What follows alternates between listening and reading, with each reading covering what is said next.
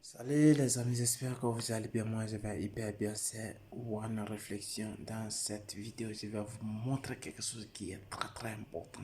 Dans cette vidéo, je vais vous montrer la différence entre professionnel et amateur. C'est deux appareils ici, je vais vous montrer. Et le troisième que je suis en train de travailler avec ça, vous pouvez le voir.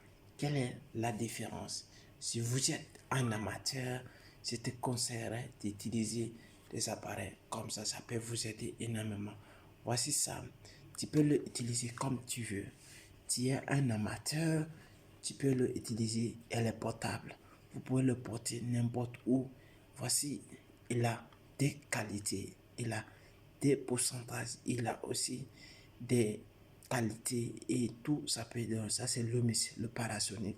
Ce sont des appareils qui sont énormément bien, qui sont très bien, qui sont résistants aussi. Vous pouvez l'utiliser comme vous voulez.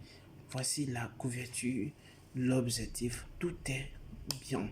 Parce que ce sont des appareils qui sont énormément bien, qui sont résistants.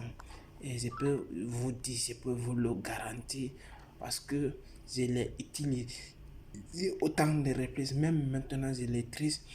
Si j'ai fait des sorties comme ça, je n'ai pas besoin de prendre des gros appareils et je les porte sur moi. Je les porte parce que ça là, je peux le porter n'importe où. Elle n'est pas puissant et je peux le envoyer n'importe où.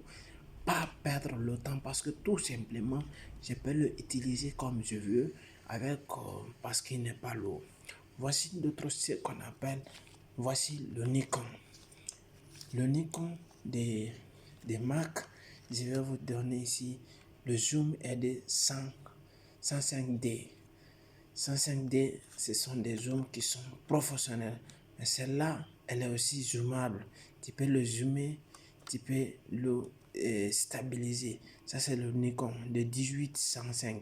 Ça, c'est l'objectif très fort.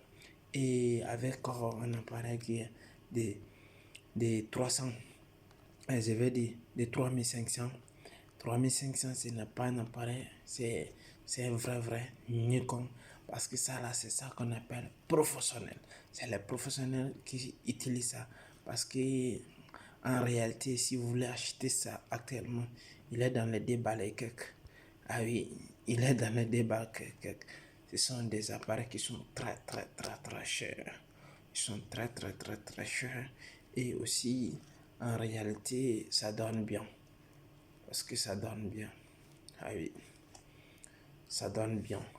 Et quand vous voyez ces images, ces photos, si vous avez des bons travail et vous avez des cérémonies où vous êtes en train de faire des photos des modes ou des choses, voici des appareils comme ça, il faut utiliser parce qu'ils sont professionnels et n'importe où vous pouvez le porter, personne ne peut vous ridiculiser parce que ce sont des appareils qui sont énormément bien et ça donne très bien.